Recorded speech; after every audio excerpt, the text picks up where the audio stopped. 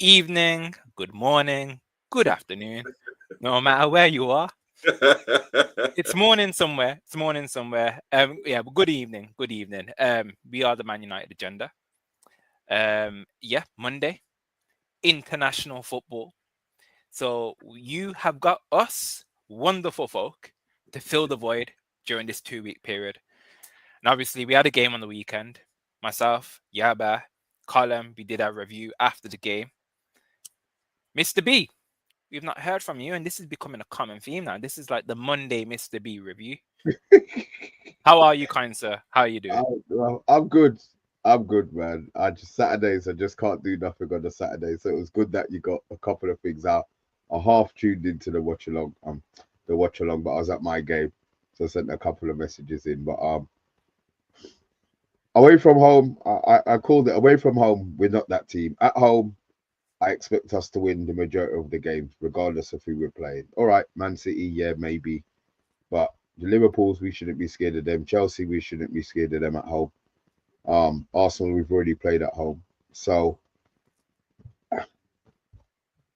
I'm happy in regards that we didn't lose, but watching the game, I did rewatch the game. We should have been ahead. It was light work in the first half.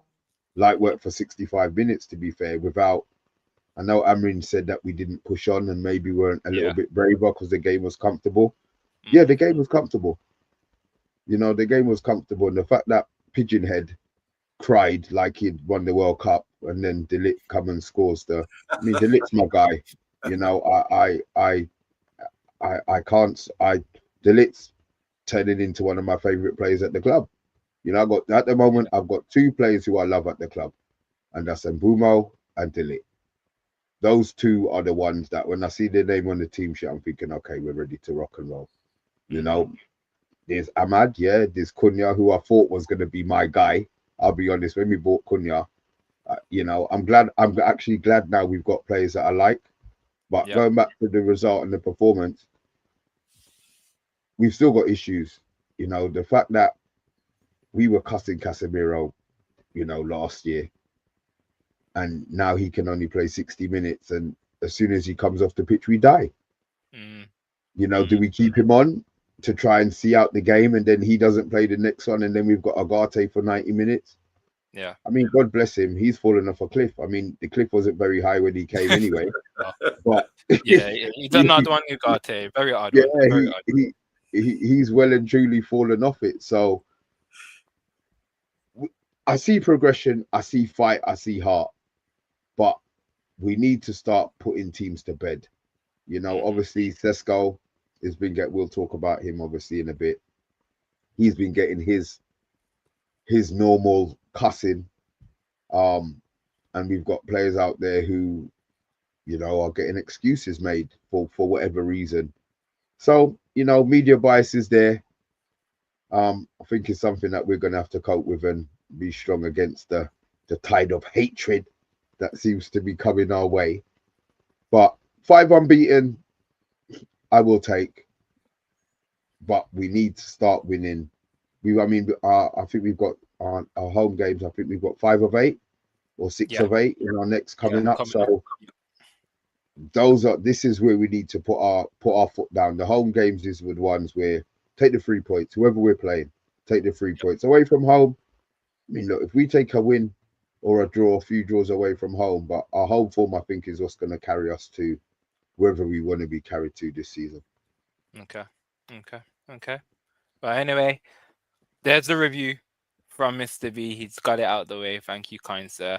Let's say some hellos in the chat. Patrick, kind sir, good evening, good evening. Cheers, panel and chat. Been a while. Good to be back in the mix. Yes, Excited to Patrick. dig into things. Andrew Williams, as always, with us. International break, VAR.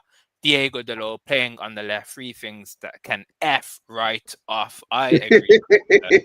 I agree, kind sir. I agree. Eddie's football waffle. I don't know why I read that as Eddie's football wife. Eddie's football waffle. Big up, guys. Dropping a like. Shame about the results. Spurs were there for the taking in the first 8 minutes. Absolutely. Mr. B agrees with you as well. And if you haven't dropped a like already, What are you doing? Drop a like. Go on, go on. Wise United fan in the building. Good evening, legends. Hope you had a good weekend. I did indeed. Yaba, we'll come on to your weekend and how you're feeling. Patrick, we've already come on to you. We deserve better. In the house. Good evening, Real. Miss Debbie, Yaba, the chat legends. Of course, of course, of course, of course. And then one more from Wise United fan. We put on 2 subs whom we thought was going to be the cavalry. And what do we get? The Keystone Cups that cost us second place. Wow. Wow. Oh, of course. Stephanie. Thank you. Hope you're doing well this evening. Hope you're doing well. Yaba, how are you, kind sir? How are you feeling after the aftermath of the game on the weekend? I know you were positive. Yeah, look, coming away from there with 2 points. I mean, a draw, which 2 goals we scored. We should have won the game. I don't want to get too frustrated about that, but you can see where the errors are, and it's easy to fix. If it was like impossible, and we'd be pulling our hair out, but you can see errors easy to fix. A bit of better game management maybe when we are up. Rather than, I heard you say the manager was saying we should have went for it. I think sometimes you just need to be a bit more conservative. When they scored their goal, we were trying to press high up the pitch in their half. And then where were the players when they scored the goal? They were trying to get back. That to me doesn't make sense. You just sit there and you counter them in situations like that away from home. And then maybe it's a lesson learned and we improve on that going into the season. As for me, I'm fine. It's great to be back on the show. Great to see guys in the comments as well. Welcome back, Patrick Pillow, as well. Big up, Eddie, Football Waffle. I haven't spoken to you for ages. Hope you're doing well. Wise United fan. We deserve better. Big up, Stephanie Griffiths as well. And Andrew Williams. All you guys out there, man. Welcome to the Man United Agenda. Let's talk. Bad news for me over the weekend. Well, good news was that we won. Our Sunday team won. Wasn't expected, but they listened to me and we got it right. And we managed the game. Even though we went 1-0 up, and I said it's conservative, they conceded. Went 2-1 up. Phew, now just keep tight. But people were bobbing forward. We conceded. Then we ended up winning 4-2. So thank God for that. My throat, I was going hoarse. And then also, my car broke down over the weekend, which was gutted. I'm absolutely gutted about it. It was overheating on the motorway. And I thought, oh no, here we go.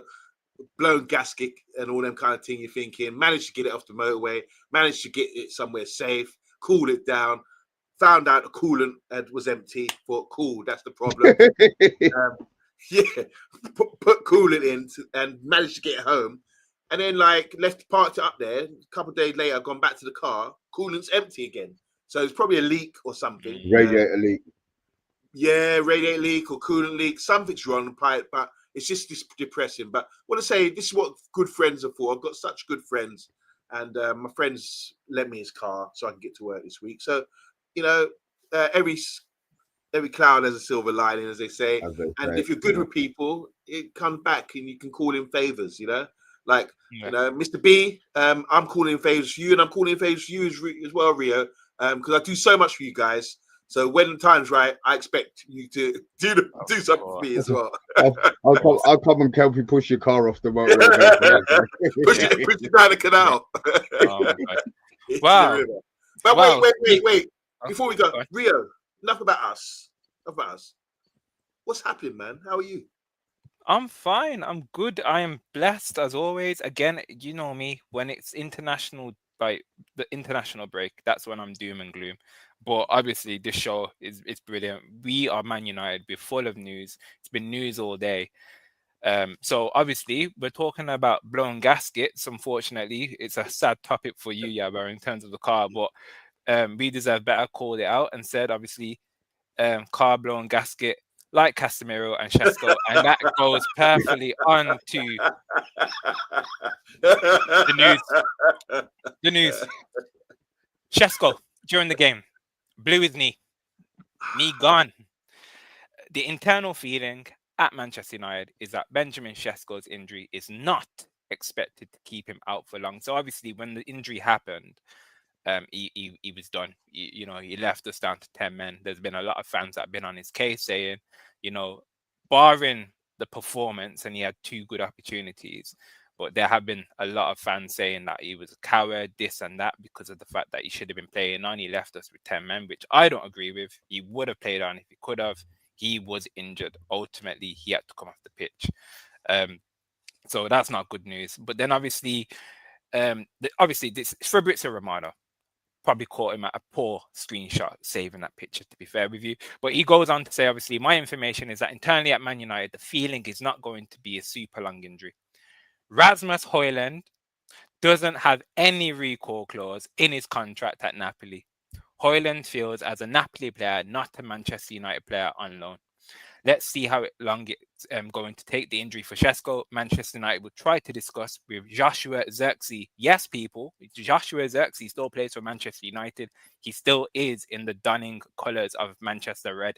And his agents, after they know exactly when they know Benjamin Šeško will be ready.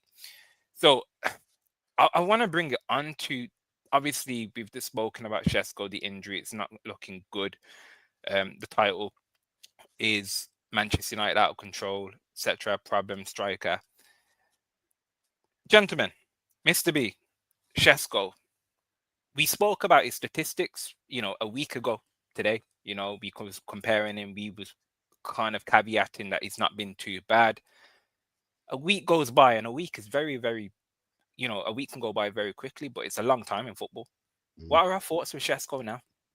Now he's on the shelf. My thoughts hasn't changed. My thoughts haven't changed. Everybody needs time to settle. You've seen what Premier League proven players do. They hit the ground running. Everybody else takes a little bit of time to adjust. It's a shame that he's injured, got himself injured, but it's life. Injuries happen.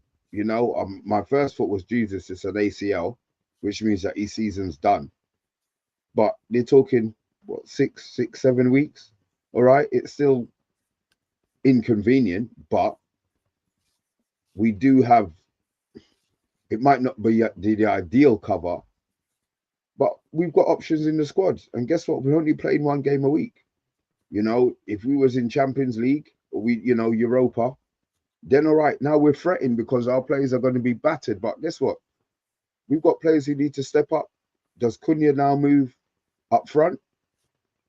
And Mount's been playing, so it's not like we're throwing Mount in out from the cold. Mount's been doing a job in there, so that part of it's not an issue. It's now up to Zirkzee if he gets the position wherever he plays to hold it. He's only had 82 minutes play or whatever it is, 90 minutes throughout the season. Fine, you're not in favour. Casemiro wasn't in favour, and turned his form around to now we're threatened when this 33-year-old man is coming off the pitch.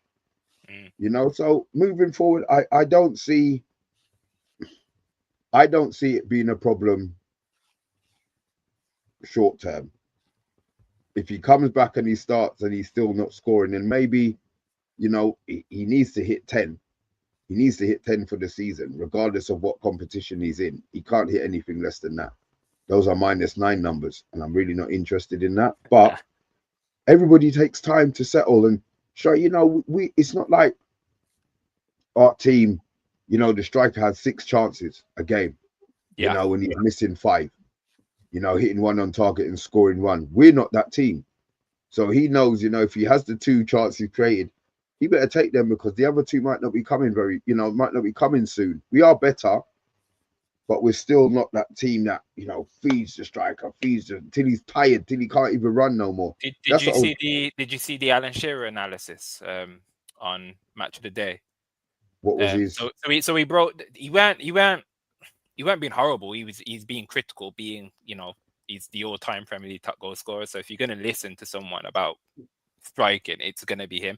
And to be honest, he mentioned what we said, Yaba, on the review, kind of like he snapped at the chances. He took control of the ball in the box, and obviously he allowed Van der Ven to get ahead and take the ball. And Shearer was kind of saying, you're not going to get all that time in the Premier League. You need to take your shot. If you're going to get the ball in the box, you need to take your shot, or make the defender force you into a foul. So it's true what you're saying, Mr. B. Like, obviously, it's going to take time with him. but it's not fully doom and gloom. Do you feel that obviously I know somebody in the chat said that they didn't fancy, let me see, We Deserve Better it was, sorry, he doesn't fancy Cunha at the 9. I'll be honest, neither do I, but at least we know it can be done. Yeah, because obviously when Mount plays, Mount's not the 9. We're not playing our what do you nearly said shadow striker. We're not playing is it shadow striker? False 9, sorry. We're not playing we're not playing a false 9. So we're still playing with a striker. It's just a different kind of striker. So I would like Xerxes to step up his game now. I would like him to take the bull by the horns, take his opportunity. You know, maybe that's Yabaitis there, you know, with the positivity. But I want to see him take your balls by the horn now. You know what I mean? He's been moaning. His agent's been talking shit. He's never going to go because of obviously African nations. We're going to lose a couple players. yeah. You know, we could be 3 down by, oh shit, hold on, what's 7 weeks? That's January, right? If you hold fire, in fact, now's a good time. Yeah, but if I had to put you on the spot right now and say, okay, going forward, 2 10s, striker, Everton, 2 weeks time. This time, in fact, in 2 weeks. What front three are you going with? My front three would be Xerxes, Cunha, and Mbeumo. I really rate Xerxes. I think there's a lot more to come from him. And it's all about opportunity knocks, isn't it? So many variants, though, isn't there, Rio, about what you could do. Like Mr. B was saying, you could bring in Mount. You could bring in Dallo Ahmad into the number 10 position. Ahmad, yeah, he played there the other day. So there's so many options. This is something it's good to see that there's so many variants about what we can do and we can still be effective. And each variant that we play has a different dynamic, which would make us effective, you know, and give us a little something to think for the opposition manager to think about. So yeah, it's unfortunate. Get well soon, Xisco. I do agree with you. I think he just needs to get more confidence and more dynamic. It's ain't playtime over here. This league is serious. You have to be on it. You have to be physically ready. And once he gets that right, I think he'll be all right. He's set physically. You know, he's got the other attributes, his physicality. It's just a mental thing for me where he needs to switch on. Yeah. But yeah, they're saying Cunha in the 9 doesn't fancy him. Maybe because when you look at it, Cunha likes to get the ball from deep. He likes to drive his ball. That's his main attribute. So being a striker, he's probably going to drop off well deep, get the ball, and then drive to the position where he should be in the first place. You know, it's not really suited for him. I think it's an opportunity as well for someone that we've forgotten about, who we called our third choice striker when we signed him from Arsenal last January. It's Obi. Now he's a sensation. He's got the same stature in height and presence as Xisco. I think he deserves an opportunity because he's up. He's good. No, everyone's forgotten about him. He's gone back to the under-21s or that sort of level where he's playing. We're not hearing any 7 goals a game, that sort of thing anymore. But I know that guy trains hard. Over the summer, he was getting himself in great physical shape. His demeanor is like very professional. He doesn't show him any emotion. He just gets on with it. And I just think this is an opportunity maybe for him as well to come in and maybe get some game time. Maybe get some minutes coming off the bench or something like that. I'd love to see him promoted back to the bench on the first team and get some minutes, get a goal, and that could blow him up because I think he's a force to be reckoned with if he gets going. So, Mr. Amram's stubborn though, man. Amram's stubborn though. Like, I feel like I agree with you. I think RB is a force to be reckoned with, hopefully in the future. But you know what Amram's like? He's so stubborn. I feel like if he's not like tested him out now, I have a feeling it doesn't favor him. I don't know. What are Chido's numbers this season? I know you talk about Chido and saying he deserves his chance. What are Chido's numbers? What are his numbers like this season? Numbers aren't like they were at Arsenal when he first arrived. He's not banging in the same ratio of goals that he was when he was at Arsenal when he first arrived at United. But what we're saying here, we've got Kobe Mainoo, we've got and the other Chido. They got promoted. Chido got brought in. He played a couple of first team games. Kobe, we know what happened to him. His rise was just huge. But it's like bringing people down to earth. And I don't think it's not that it doesn't favour them. I think it's about bringing them back down to earth, saying, hold on, wait your time, and you have to earn your place with me. And I think that's what he's doing. And I think there is an opportunity for them. They're very talented. Let's not forget that. Kobe and Cheeto, very talented young players coming through, probably the best in their positions, or in a bubble of best players in those positions as youngsters coming through the Premier League academies. So it'd be great to see them come through and get first team action based on injuries, which is likely to happen, and what's what happened with Xisco. Just going back to what Mr. B said, I mean, it's ironic, isn't it? Mr. B was searching for the name of, what do you call it? Shadow striker? No, a false nine. No, Mr. B. A false nine is Rasmus Haaland. That's a false nine. That's what you should be calling a false. You call him -9, but it should be a false nine. That's his name from now on, Mr. B. You don't like to name his real name, and he won't be coming back from Napoli, as it said in the comments there.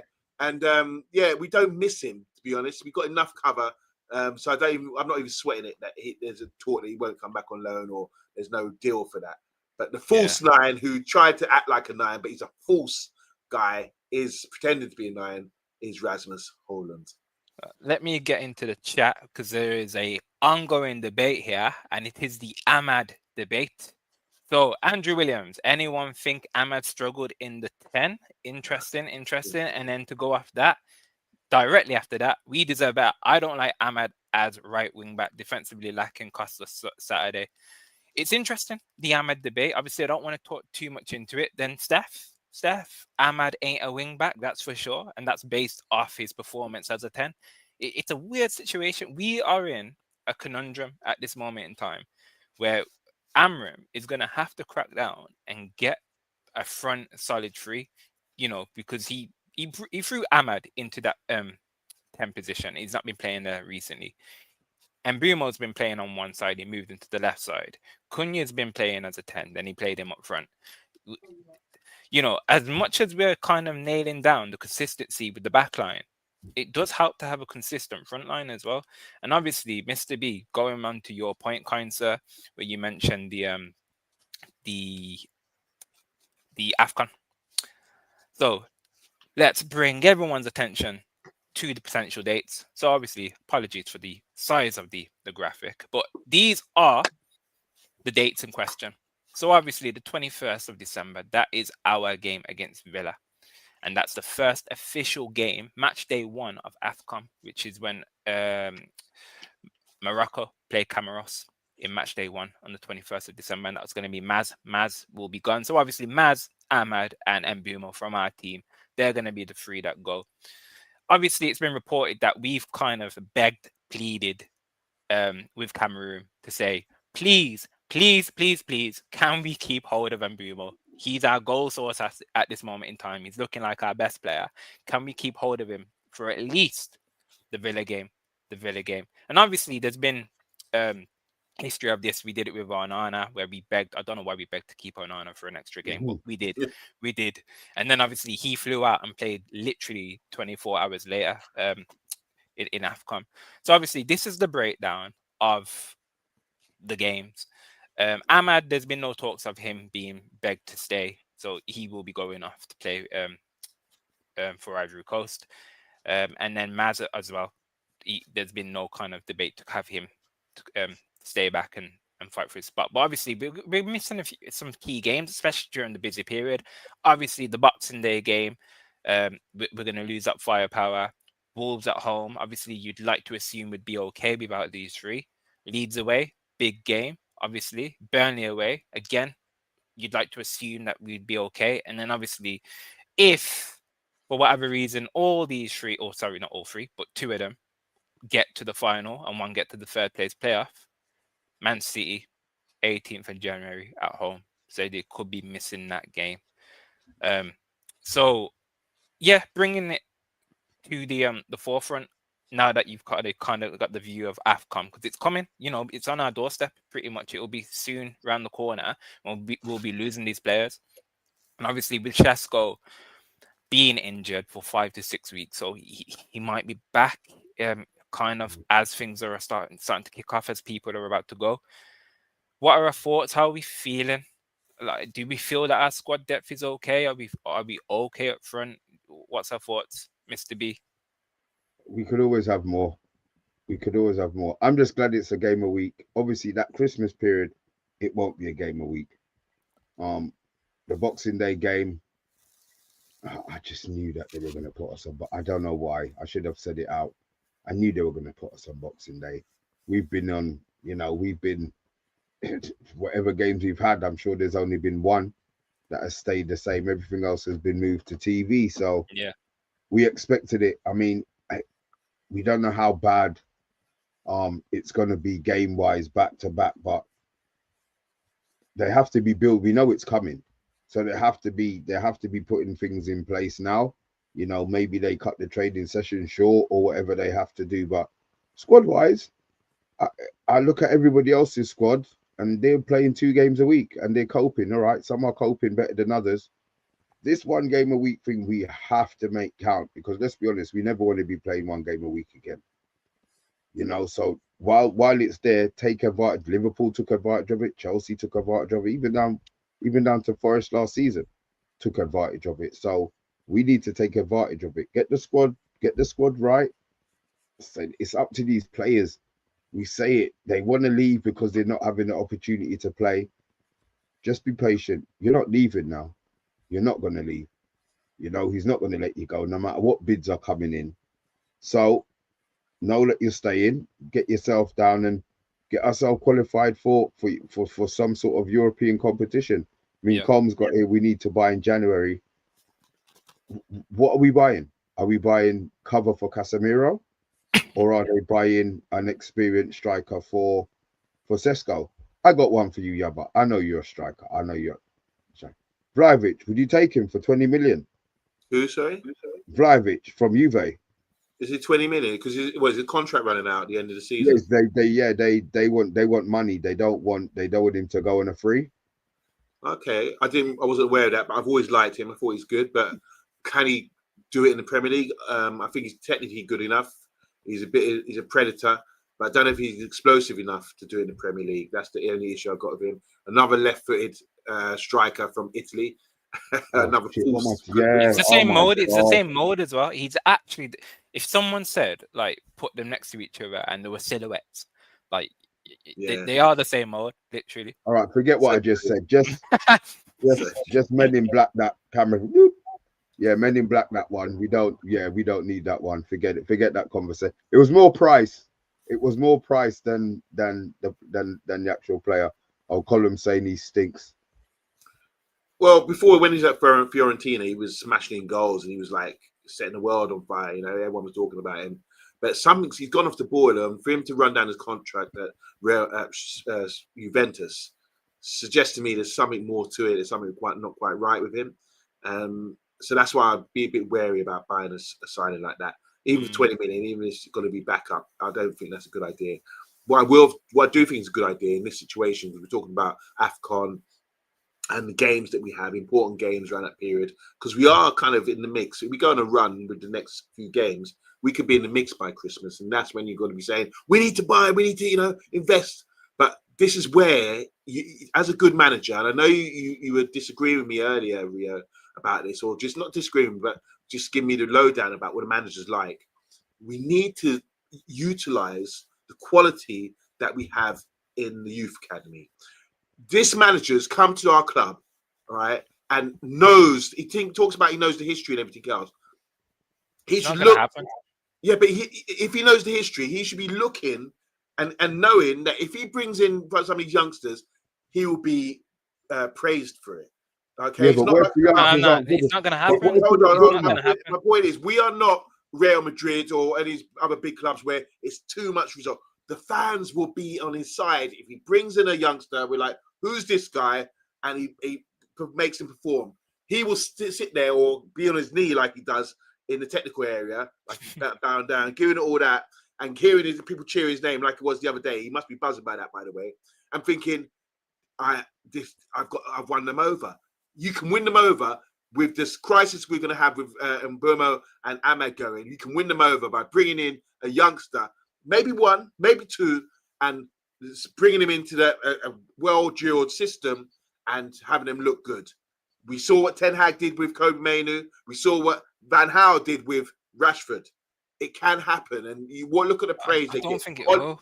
I don't think it will. Well, I think you should. That's my thing. I think I agree with you, but I just think now he's got the taste of a run without defeats, and he's doing it without embedding the youth. I don't think he's going to think even detriment. He's not going to risk. I think he's going to keep it going. He's going to run players into the ground. Unfortunately, he's not going to rotate until yeah, but do you think the thing is, I don't think we need to rotate. No, I don't think so. And this annoys me. And I know you mentioned it earlier, Mr. B. This whole Casemiro can only play 65 minutes, 70 minutes. Yeah. That's not the case. I don't know why that's the case. He's a professional footballer. He's not 50. Like, he's what, 32, 33? I'm pretty sure he got called up for Brazil. But you see the slowdown though, bro. You see the thing is, on 60 minutes, if you're winning the game, on 60 minutes, it tends to be when the opposition make their changes. And we have been good for a lot of the 60 minutes in the game. Now, it's just a shame that he's coming off when the opposition are now trying to think, okay, maybe we need to change this or change that or change this. I understand it's not his fault he's old. But good grief. I mean, doesn't he play every Brazil game? Like all pretty of the much. Minutes in the Brazil game. But then you say that we're only playing one game a week. So we're only playing one game, but we're only playing one game a week. So why is he tired? I don't think it's. It's a myth. Who says that he's tired? It's Rebel started all this, right? I don't know where it's come from. Saying, he can't do. The word is, he can't do 50 minutes. Oh, he gets tired. You have to take him off. Oh, he's going to get booked. You have to take him off. Where's this come from? The man's fit. The man can, he's in good shape. Sure, he can do 90 minutes. I don't see no issue with that. I really don't understand where it comes. I hate when these things come out, these labels, and it sticks with people. Say, he can't do that role. Ahmad can't play right wing back. Or Onana can't kick the ball. It's like, come on, man. Where's the evidence for that? The man can play 90 minutes quite easily. People are calling him, instead of calling him Casemiro, they're calling him Gasamiro. It's disrespectful. It's disrespectful. I'm telling you, it's disrespectful. Visually, because of the type of player he is. Gasamiro, yeah. It's not funny, man. It's not funny. He's a champion. He's a multiple Champions League winner, and So what did the club do? As I'm going to ask, in our squad of players that we have, obviously Ugarte, we already know. We've spoken about his low level. Well, we're being linked with midfielders, so I'm going to bring up another graphic because we're being linked to midfielders after midfielders after midfielders. So the next midfielder, who's behind curtain number 5, because it's getting annoying now, but next midfielder, João Gomez. I pronounced you. João Gomez, 24 years old, playing for Wolves. So obviously this is a comparison to Anderson, who was behind curtain number 3, the other person that we're going after. Anderson, Baleba, João Gomez, Stiller. This is another one. So obviously these are his duels, possession one. I'm not going to bore you with the logistics. Obviously, chat, you can see this. It's another kind of typical box-to-box ball carrier, progressive kind of player. Someone with better legs about him, because Casemiro clearly has a gas tank of a cow.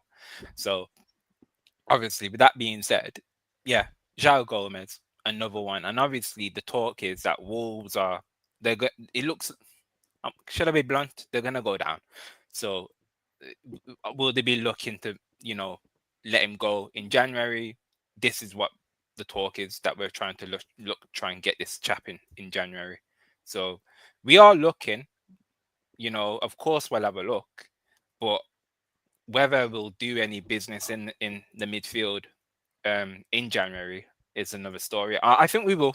I'll be honest with you. I think we will, but I want us to go for the targets that we wanted to go for. So if we're going to go for Baleba, then let's just stick with it. If we're going to go for Ben Stiller, let's go over it. Go with it. Honestly, yeah. I don't mind it, honestly. So you'd rather wait until January then? Do what Liverpool did with Van Dijk? if we can't get our summer target in January, what do you want us to do? Not fill the gap? No. I don't want us to. I want us to get someone in Jan. What, But like get an Amrabat signing with no, who no, we no, no, know no, is no, not going to no, stay, no. or somebody who with an option to buy, obligation to buy? Well, that's the thing. There should be every like good running club, which we apparently are nowadays. You know, we should have a short list of at least 4 players. You know, Amrabat, when that happened, surely wasn't on our number 3, 4. I think that ended up being some travesty signing. I'm hoping we get someone that, you know, fits the profile of the people that we're looking for. So if you don't go for number 1, okay, let's go for number 2. They Who's might be a number little one? bit different. Who's So number one? Baleba would have been number 1. Baleba would have been number Not 1. And I Anderson. don't think he's number. I think Anderson's on number 1. I think Anderson number 1. is According to number the 1 news now. gossip No, report, Anderson is number 1 now, but Baleba was number 1 in the summer. So that's ship sales. You move to number 2, and then, you know, the profile will change throughout the course of the season. And obviously, with the season changing, more opportunities will arise. So obviously, Wolves being smack bang bottom, you know, bottom of the barrel, custard cream settings, you know, that's what they are at this moment in time. So this has raised an opportunity for Joe Gomez. Again, if it's paper talk, who knows? But it's a good kind of pattern. This happens every season where clubs that are getting relegated look like they're going down. There's opportunity, contract clauses that are hidden that you end up finding out about. So I know, Mr. B, you threw the question to me. I'll throw it to Yaba. Void, would you rather us wait to the summer and, you know, get someone that we want with an extra bit of cash, or fill the void with kind of like a makeshift? But, you know, it doesn't mean that the makeshift is going to be bad. I watched Gomez the other day. I was watching the Wolves game, watched him, and for some reason, I'm glad you brought him up because I was watching him close. I was watching him saying, good player, got a lot about him. And as you see with the data there, just fling it up again against Anderson. Anderson trumps him in most areas, you know. See this, you know, I was looking at it and I'm thinking, yeah. we're trying not championing Gomez, but there was so much like the progressive passing, the forward passing. Yeah. There was so much that Anderson had over him. It was like, yeah, is it really worth going for Gomez? Chat. You let us know as well, please. Joe Gomez, would you have him? A simple yes or no. I think we've all got our eyes set on Anderson, haven't we? I think we've all seen Anderson play. Just with, and not just that, I mean, when you're looking at this data you showed there with the progressive passing, that's what football should be about. I mean, remember David Batty used to play it sideways. There was a certain man, there's the comparisons here. The last top player, midfielder we got from Nottingham Forest ended up being probably our best captain, one of our best midfielders of all time.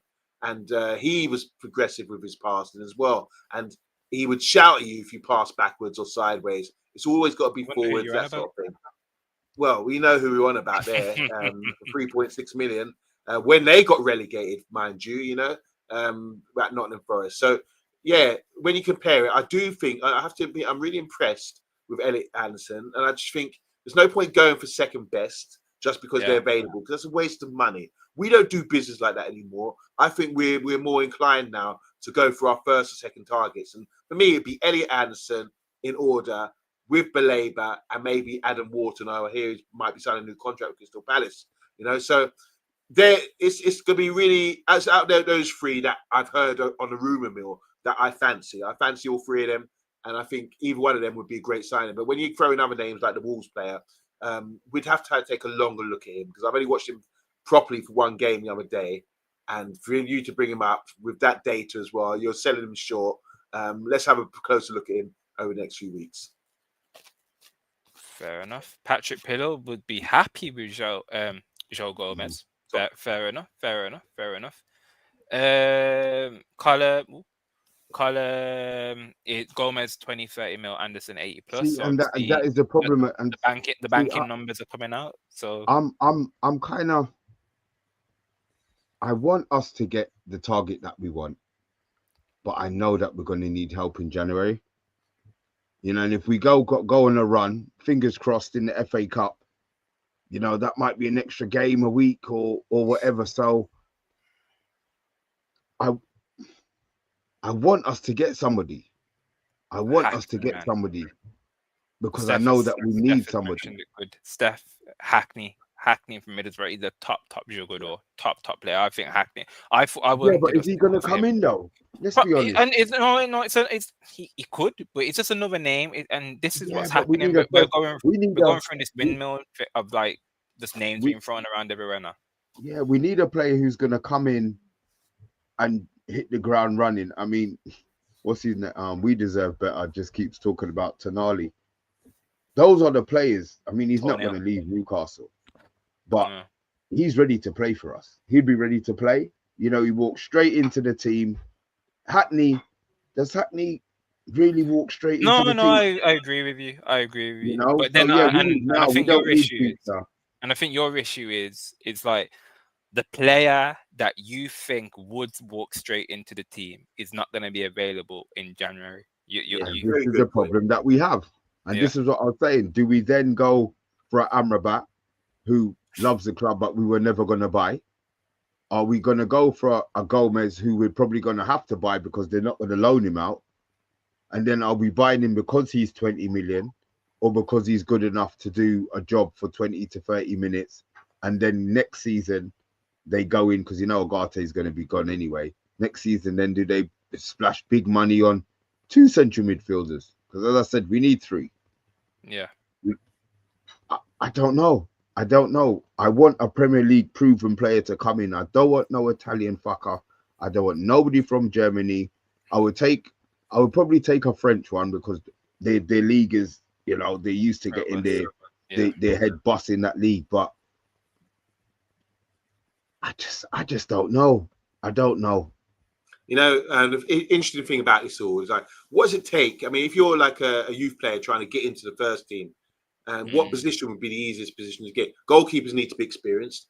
Defenders need to be big, strong, and be a man. And it takes a long time as a youth academy player to transform to a man and that physicality.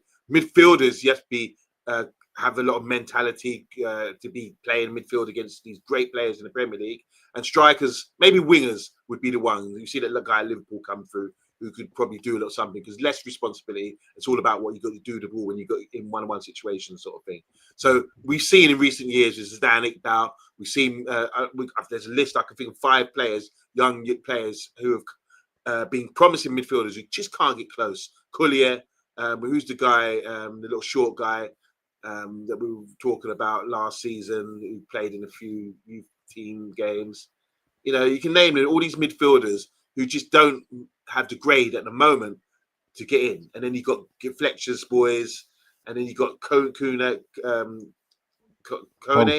Yeah, Kone. Kone, and then you got another guy who plays deep line midfielder. It's a big jump to play in a centre midfield in the Premier League. You come up against Newcastle, you come against Crystal Palace, you come up against all any teams, you're going to get munched. So the development of midfielders is really hard. So I'm looking at players like Kobe Mainoo, who's already been around and done the business and still can't get a game.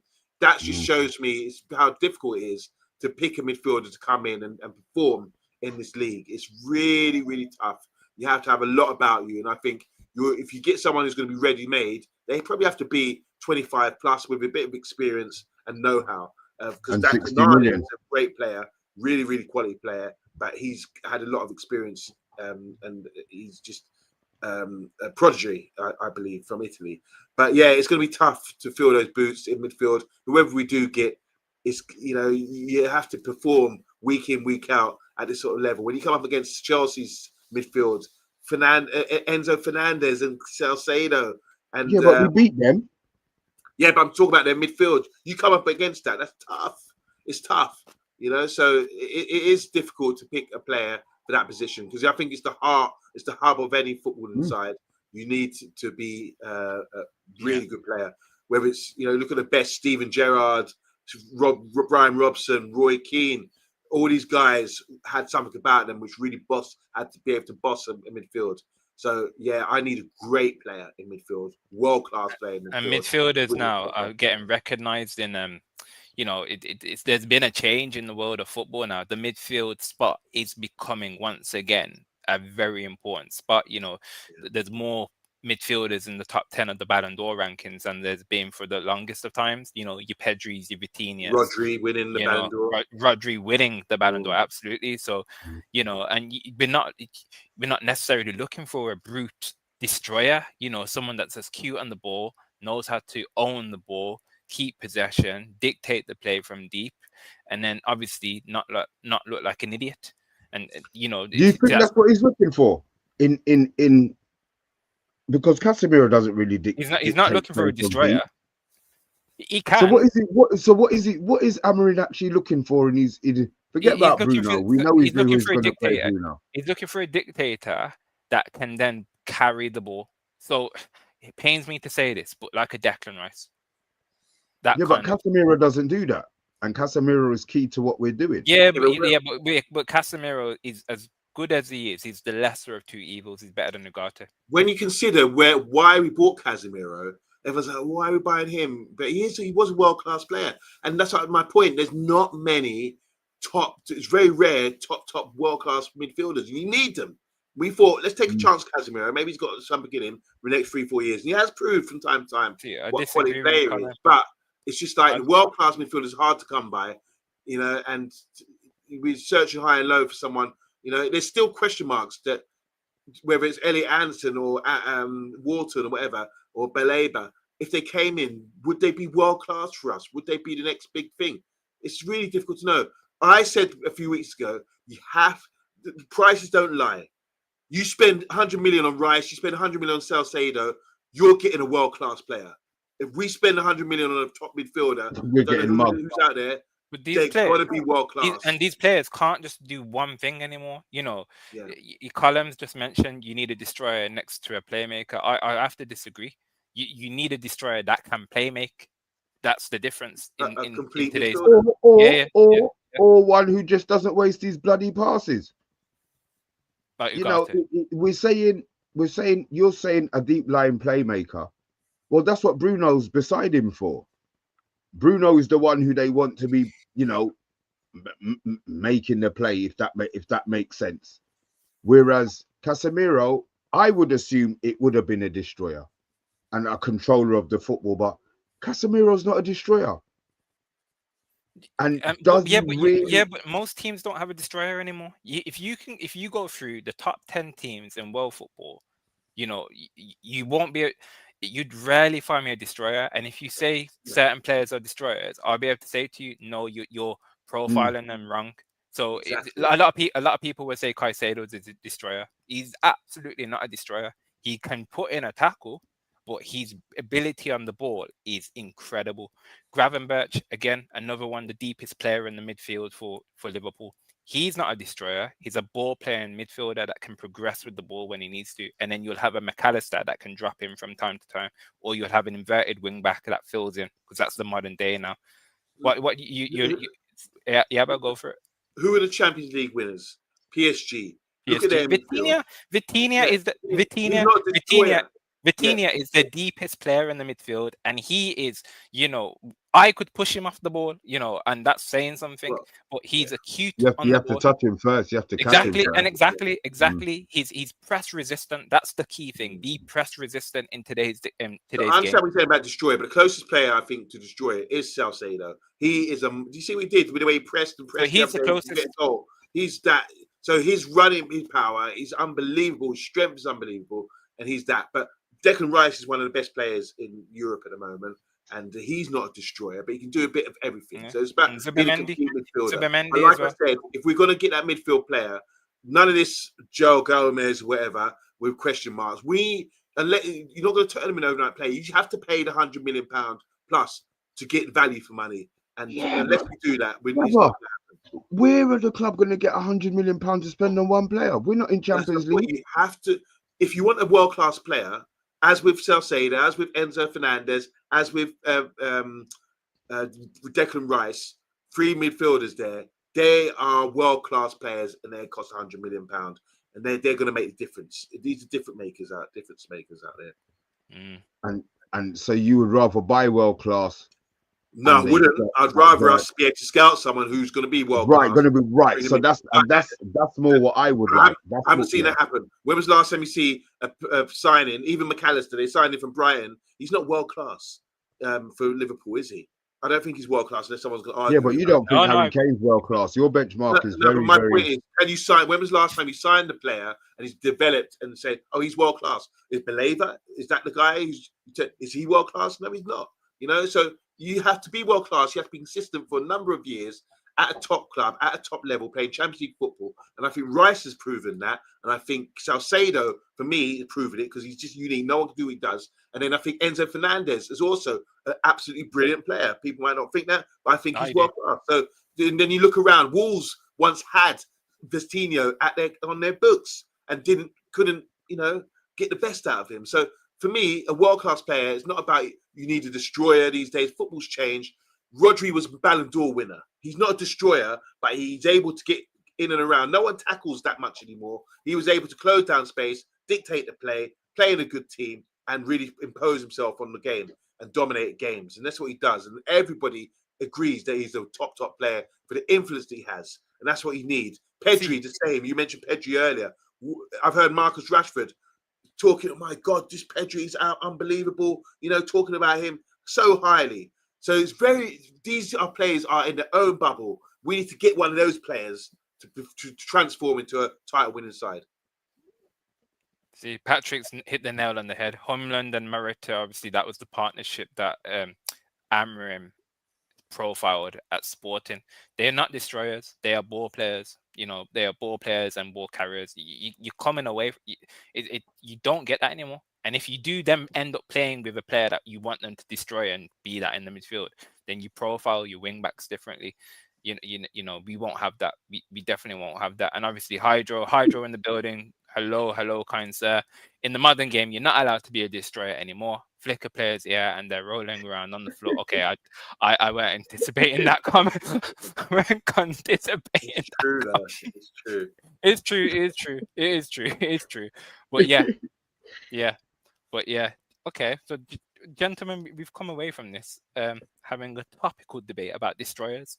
Interesting. But yeah, that's what the international break is going to do to us. We're going to be having a lot of transfer talk this week.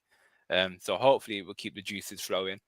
We will get a lot of topical debate. We will get a lot of players speaking to their respective journalists when they're away. So we'll probably This is the part that I'm normally, when they go away on international duty, it's United players moaning, or it's not going to be us. They're not going to be worried about our players' sound bites. It's going to be Liverpool. It's going to be the Newcastle. The players who are in the shit and the sherbet at their clubs. Now they're going to go away. Just don't get injured, please. Fingers crossed. Have you heard about Licha? He's in Licha, the butcher. He's in Argentina, training with the Argentinian team. Okay, that's good news. Sorry? No, it's not good. I don't think it's good. Why is that good, Yabba?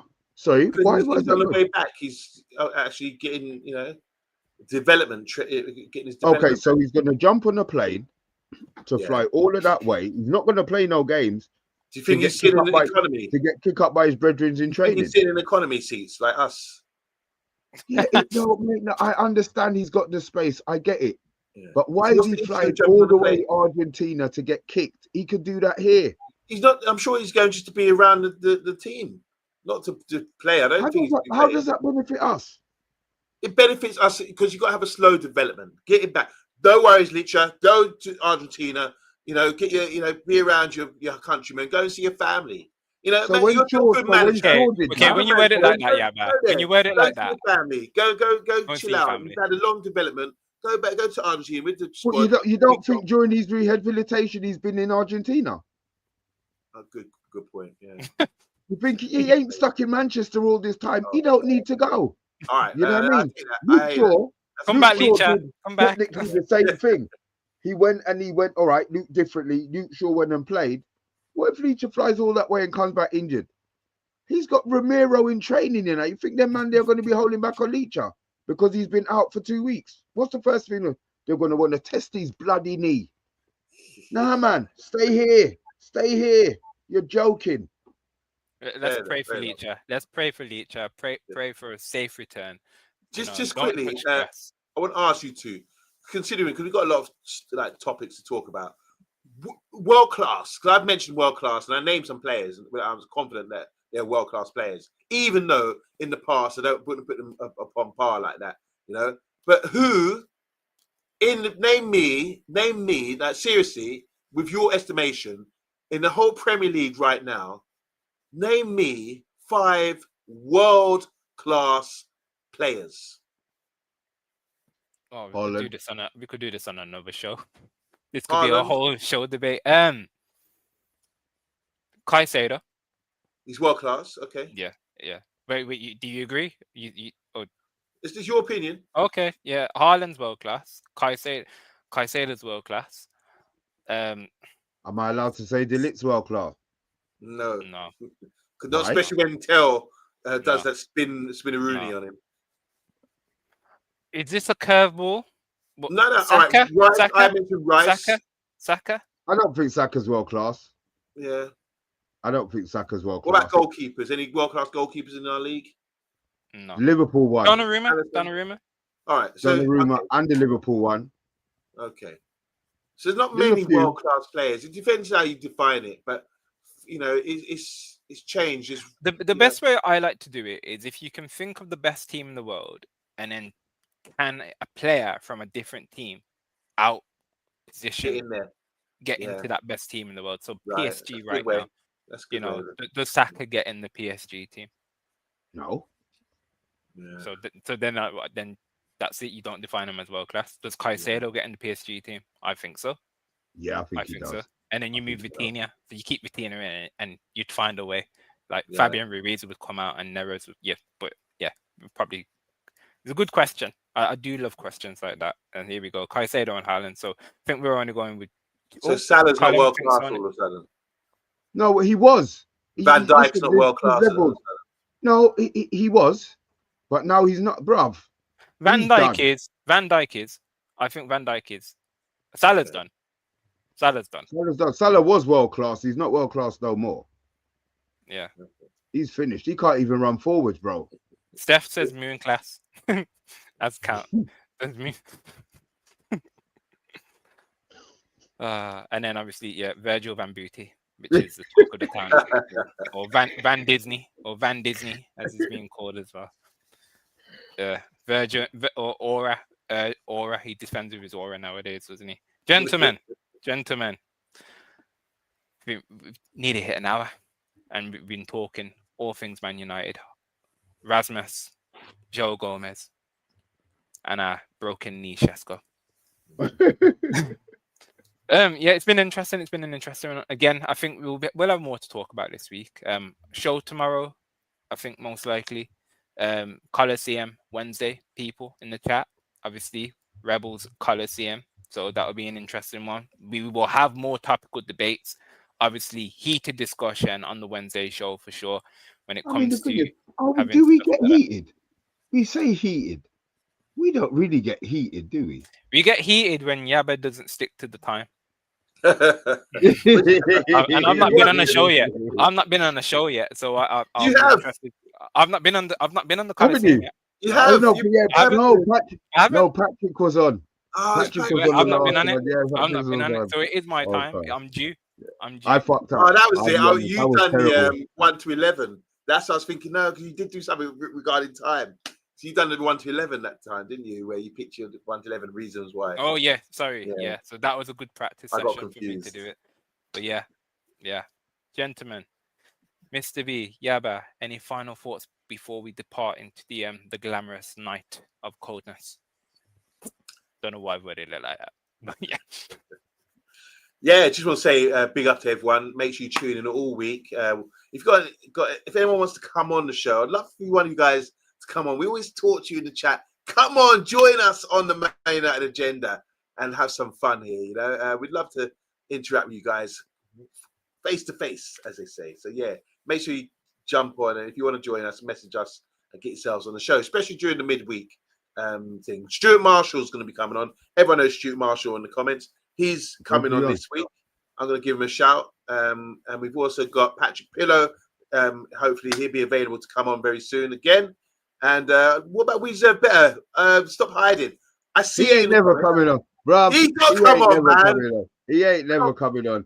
Him, Steph, I ain't never coming. Andrew, to be fair, I've heard Andrew's voice. We did an arm after show. He's got a nice Welsh voice, bit Tom Jonesy. To be fair, yeah. So we did an what's that? What's the X thing, man? What's the thing when you talk on Twitter, man? Oh, there you go. We Deserve Better. We Deserve Better will say, he said he'll come on a Coliseum show. Get him. Brilliant. Don't ask him nothing about Amrin, boy, because those 30 seconds just ain't gonna be long enough, boy. It's gonna be F for 25 seconds. Sorry, lads. Another F for another 25 seconds. Yeah, we won't need a stop clock for him, boy. Yeah, that's good. Get him on. And don't forget, guys, Nigel Benn and Chris Eubank Jr. and Conor Benn are fighting this weekend. Another big fight. I know you love all your boxing. Bro, listen, you see this month, they've gone mad. You know, Yard is fighting Benavides. Yeah, 22nd, bro.